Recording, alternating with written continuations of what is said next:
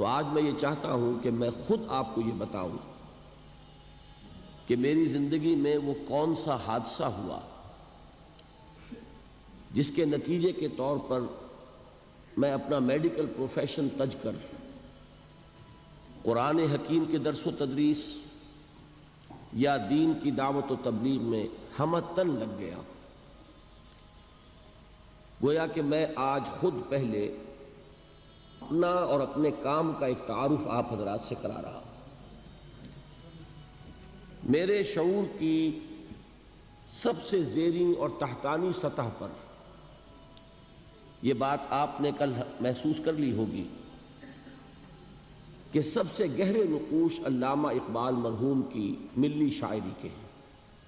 بالکل بچپن ہی سے میں ان کا کلام پڑھ رہا ہوں، اور ابھی میں 5ویں جماعت کا طالب علم تھا جبکہ میں بانگ درا پڑھ رہا تھا۔ اس سے ایک جذبہ ملی، خاص طور پر آپ کو معلوم ہے کہ اس میں ایک میرزا پیغام ہے ملت اسلامیہ کے لیے کہ کتاب ملت بیضا کی پھر شیرازہ بندی ہے، یہ شاخ ہاشمی کرنے کو ہے پھر برگ و بر پیدا، نوا پیدا کرے بلبل کے ہو تیرے ترنم سے، کبوتر کے تنے نازک میں شاہی کا جگر پیدا۔ میں یہ عرض کر دوں کہ ہمارے جو قومی شاعر ہیں ان میں اس میں کوئی شک نہیں کہ اس صدی میں بر صغیر پاک و ہند میں پہلے نام آئے علامہ شبلی کے اور مولانا حالی کے۔ مولانا حالی کی مسدس اس میں کوئی شک نہیں ہے کہ جسے انگریزی میں ایپک میکنگ کتاب کہا جاتا ہے، یعنی زمانہ ساز کتب میں اس کا شمار۔ لیکن آپ ایک بات نوٹ کریں گے کہ مسدس پر بحیثیت مجموعی ایک مایوسی کا رنگ غالب ہے، چنانچہ اس کے سرنامے کے جو اشعار ہیں وہ آپ کو شاید یاد ہو کہ پستی کا کوئی حد سے گزر نہ دیکھے، اسلام کا گر کر نہ ابھر نہ دیکھے، مانے نہ کبھی کہ مد ہے ہر جزر کے بعد، دریا کا ہمارے جو اتر نہ دیکھے۔ یہ انتہائی ایک مایوسی کی کیفیت ہے، اور واقعہ یہ ہے کہ اس صدی کے آغاز میں عالم اسلام کی جو کیفیت تھی اس کے نتیجے میں یہ مایوسی ہی پیدا ہو سکتی تھی۔ پہلی جنگ عظیم کے بعد وہ جو عظیم سلطنت عثمانیہ تھی وہ ختم ہو گئی، اس کا وجود تک باقی نہ رہا۔ گریٹ آٹومان امپائر نسیم منسیہ ہو، چھوٹے چھوٹے ملک وجود میں آ گئے، اور وہ بھی کوئی برطانیہ کے پاس، کوئی فرانس کے پاس، کوئی اٹلی کے پاس، کوئی کسی اور کے پاس، پورا عالم اسلام مغربی اقوام کی براہ راست غلامی میں آ گئے۔ یہ انتہائی ہماری تاریخ کا پستی کا وقت ہے جس زمانے میں کہ مولانا حالی نے مسدس لکھی۔ اس کے اختتام پر بھی جن حضرات کو مسدس سے کوئی دلی تعلق ہے، اور مجھے یہاں آ کر خاص محسوس ہوا کہ حافظ عرفان صاحب جو یہاں کی ایک جانی پہچانی شخصیت ہے، انہیں مسدس میں سمجھتا ہوں کہ شاید اکثر و بیشتر یاد ہے، اور مجھے محسوس ہوا کہ واقعتاً وہ کتاب ایسی ہے کہ اس کے ساتھ ہمارا ایک ذہنی ربط و تعلق رہنا چاہیے۔ اس کے اختتام پر مناجات حضور سرور کونین کے عنوان سے جو نظم ہے اس کا بھی آغاز اسی سے ہوتا ہے کہ اے خاصہ خاصان رسول وقت دعا ہے، امت پہ تیری آ کے عجب وقت پڑا ہے، وہ دین جو بڑی شان سے نکلا تھا وطن سے پردیس میں، وہ آج غریب الغربا ہے۔ وہی مایوسی کی کیفیت۔ ہمارے قومی شعراء میں علامہ اقبال پہلی شخصیت ہے جن کے ہاں آپ کو دونوں رنگ ملیں گے۔ مرثیہ بھی کہا ہے انہوں نے، مسلمانوں کی جو اس وقت کی زبوں حالی تھی اس پر بھی تبصرہ کیا ہے، خون کے آنسو بھی روئے ہیں، لیکن ساتھ ہی ایک پیغام دیا ہے کہ اب دوبارہ دیکھیے ان کے اشعار، نکل کے صحرا سے جس نے روما کی سلطنت کو الٹ دیا تھا، سنا ہے یہ قدسیوں سے میں نے، وہ شیر پھر ہوشیار ہوگا۔ اب یہ جو انداز تھا، ایک خوشخبری، ایک امید افزا پیغام کہ اب پھر وہ وقت آئے گا کہ خلیل اللہ کے دریا میں ہوں گے پھر گوہر پیدا۔ اب پھر وہ دریا جو ہے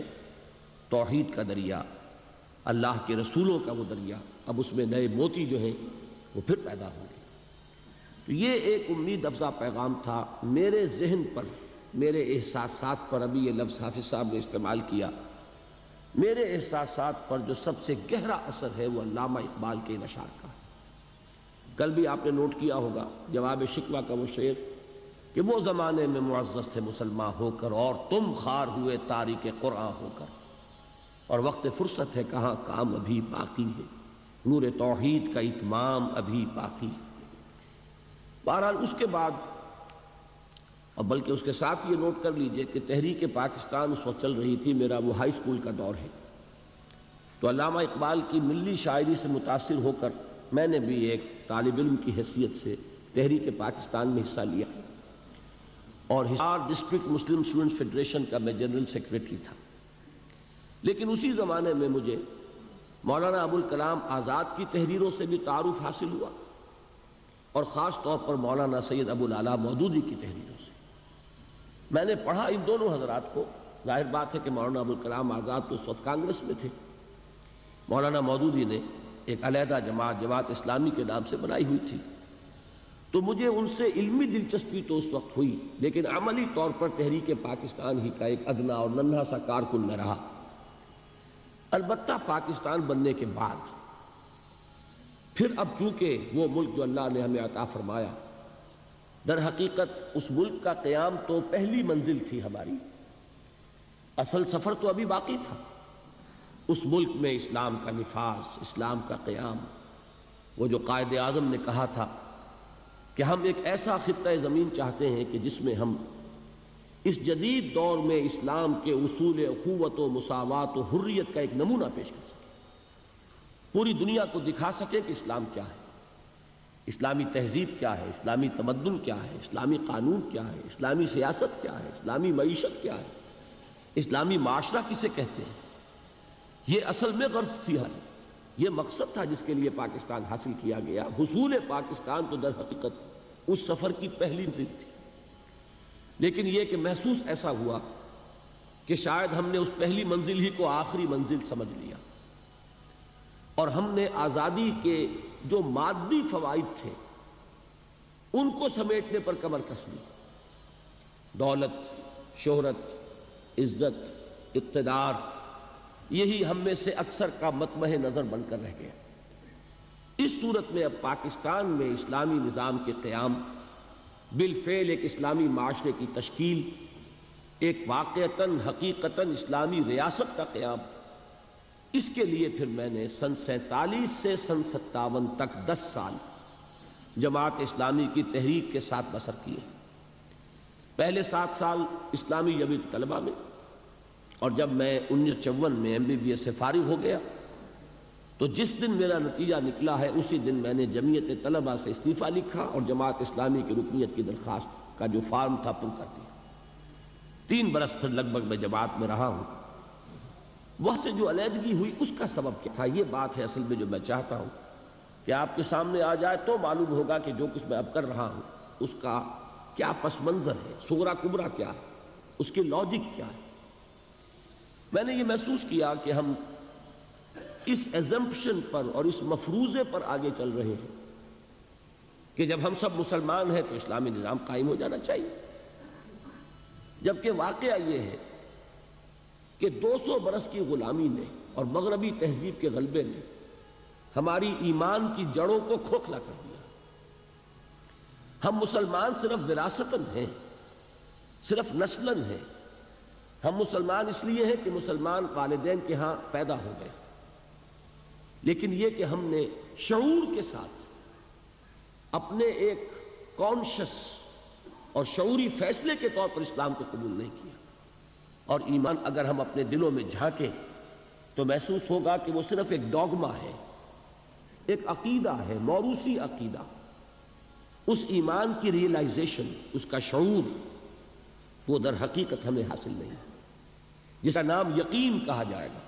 جس کو علامہ اقبال نے کہا ہے کہ یقین پیدا کرے ناداں، یقین سے ہاتھ آتی ہے وہ درویشی کہ جس کے سامنے جھکتی ہے فخوری۔ وہ یقین جب تک نہ ہو اس وقت تک اسلام پر عمل نہیں ہو سکتا۔ تو میں اس نتیجے پر پہنچا کہ محض اس نعرے کی بنیاد پر کہ ہم مسلمان ہیں، پاکستان میں اگر 95%، 96% لوگ مسلمان ہیں تو یہاں اسلام آنا چاہیے،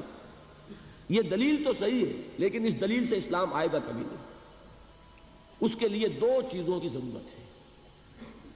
پہلی چیز یہ کہ خاص طور پر جو پڑھا لکھا طبقہ، اور پڑھے لکھے سے میری مراد ہے جدید تعلیم یافتہ طبقہ، اس لیے کہ ہمارے ہاں تعلیم کے دو نظام چل رہے ہیں۔ ایک قدیم ہمارا دینی نظام تعلیم ہے، ایک تو اس سے لوگ فارغ التحصیل ہوتے ہیں، وہ بھی پڑھے لکھے ہیں یقیناً، اور دوسرے نظام کے مقابلے میں زیادہ پڑھے لکھے ہیں۔ لیکن میں جس طبقے کا ذکر کر رہا ہوں کہ معاشرے میں جس کو کہ اصل فیصلہ کن حیثیت حاصل ہو چکی ہے،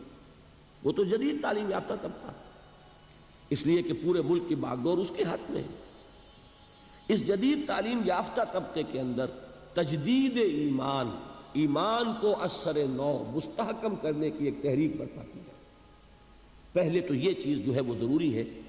اس لیے کہ بہت صحیح کہا جس نے کہا کہ گلا تو گھونٹ دیا اہل مدرسہ نے تیرا، کہاں سے آئے صدا لا الہ الا اللہ۔ ہم نے برٹرنڈ رسل کو پڑھا ہے، ہم نے ڈارون کو پڑھا ہے، ہم نے فرائڈ کو پڑھا ہے، ہم نے مارکس کو پڑھا ہے، تو ایمان کہاں سے آ جائے گا؟ ان نظریات نے ہمارے ذہنوں میں تصادم پیدا کیا ہوا، کانفلکٹ ہے، تضادات ہے، ہم کچھ مانتے کچھ اور ہیں، کرتے کچھ اور ہیں۔ اس کی وجہ یہی ہے کہ وہ ایمان کی حقیقت ہمیں حاصل نہیں۔ اس کے لیے خصوصاً جدید تعلیم یافتہ طبقے میں تجدید ایمان کی ایک تحریک۔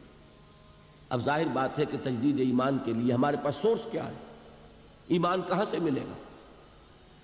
میں تفصیل کے ساتھ بھی انشاءاللہ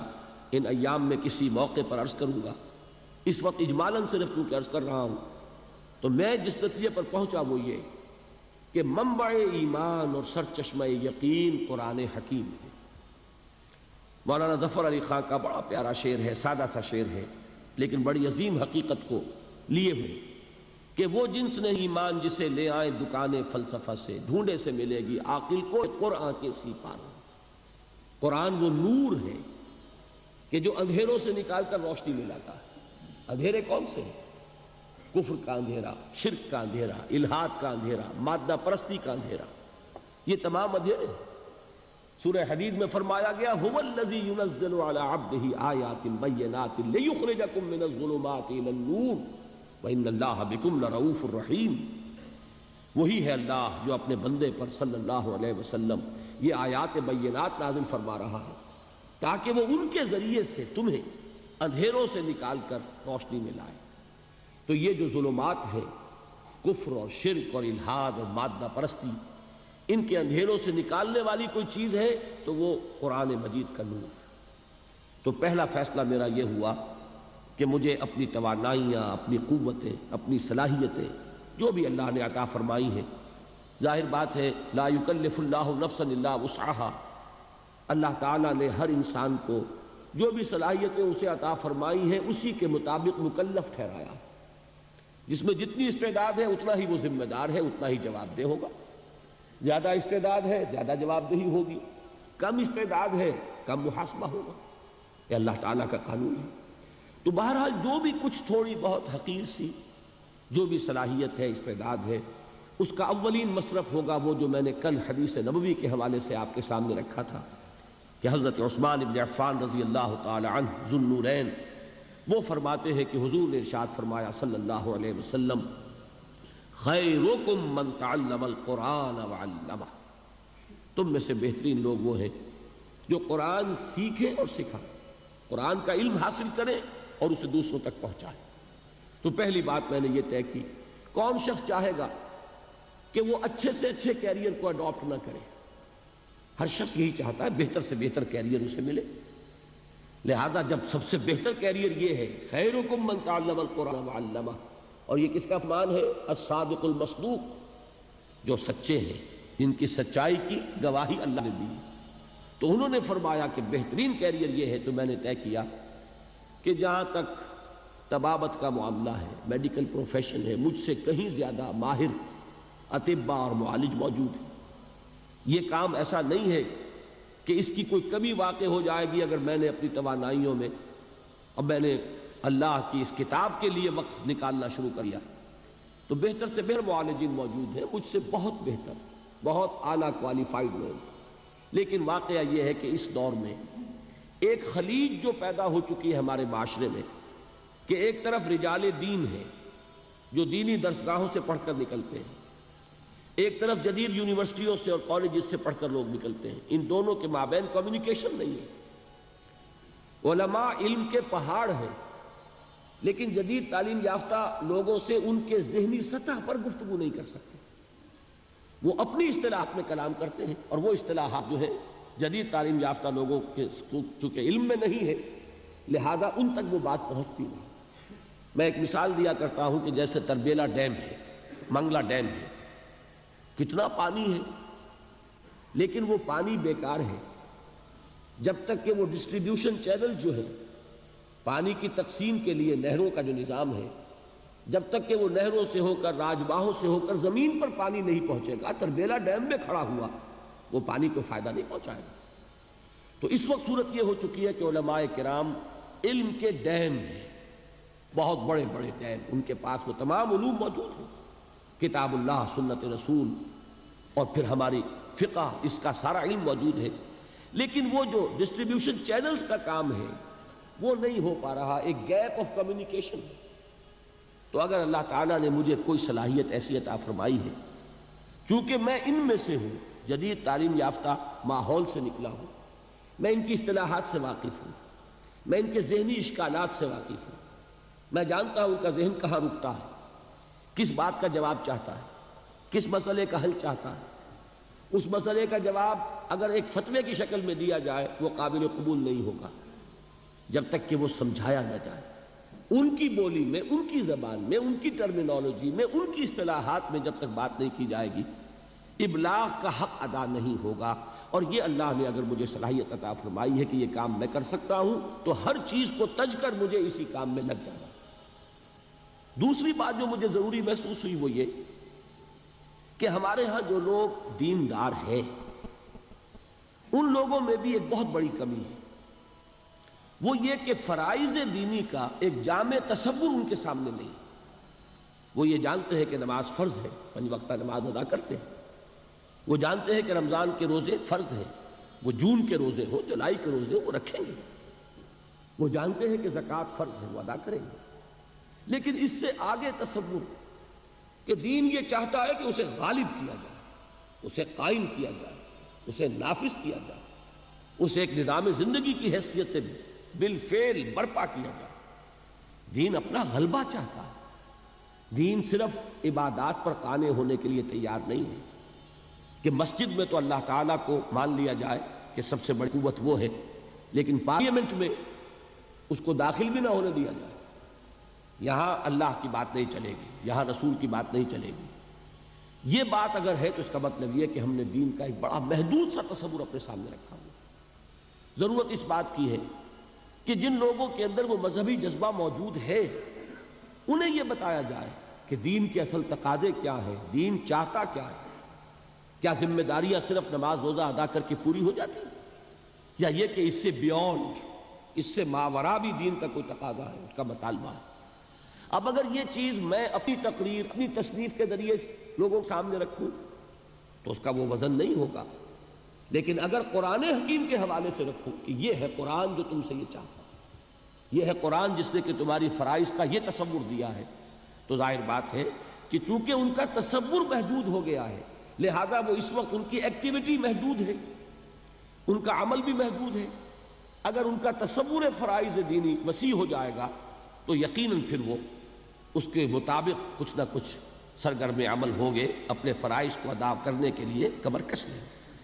یہ 2 تقاضے ہیں جن کے تحت پھر میں نے مطالعہ قرآن حکیم کا ایک منتخب نصاب مرتب کیا، پورے قرآن کو۔ اصل میں تو قرآن تو وہی ہے،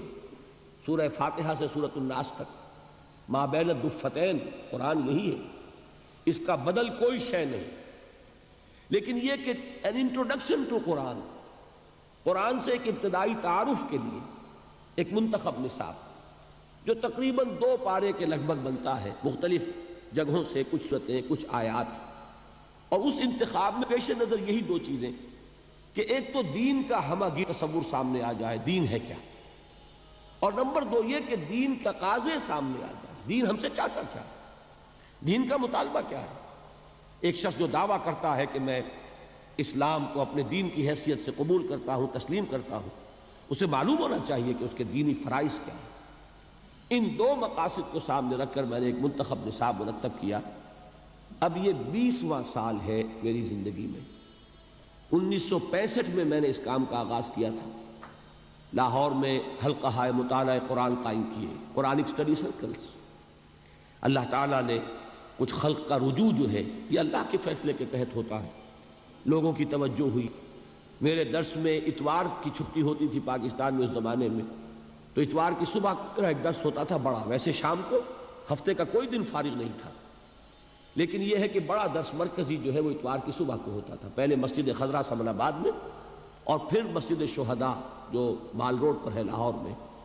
700 افراد اس درس میں شریک ہوتے تھے بڑی پابندی کے ساتھ۔ یہ 700 کا عدد اس لیے ایک مرتبہ معلوم ہوا